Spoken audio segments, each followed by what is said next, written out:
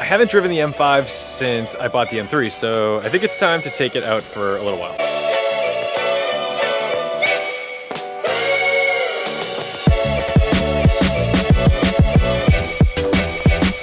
Even with a cover, this thing gets really dirty. And this tire does not look full.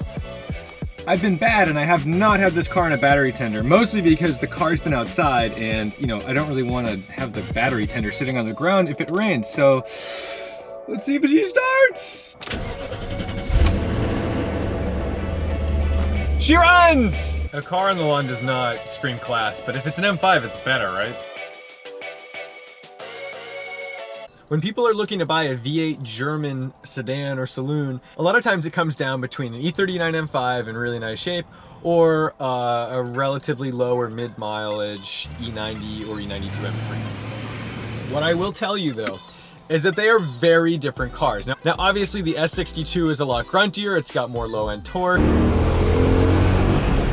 And the S65 is a lot more of like a high, it's like a high strung Honda. You want to rev the hell out of it. For me, going back and forth between these cars, it's night and day. The M5, it feels like I'm driving a couch. I feel like I'm an old man, I'm driving a limousine. That's the best way to describe this car. It's a quick limousine. Oh, that's a beautiful house. And everything you do, unless you really stiffen up the suspension or do some modification, it's pretty loosey-goosey. And the seats don't have a whole lot of bolstering. I think they look cooler than they are.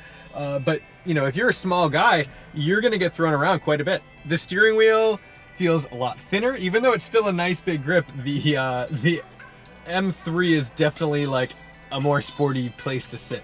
The only difference is that the M5, you feel like you're sitting a little lower, which is odd because I always felt like I was sitting pretty high in this car. However, the M3 seating position is pretty high, so you do tend to get that feeling of like sitting on top of the car in the M3.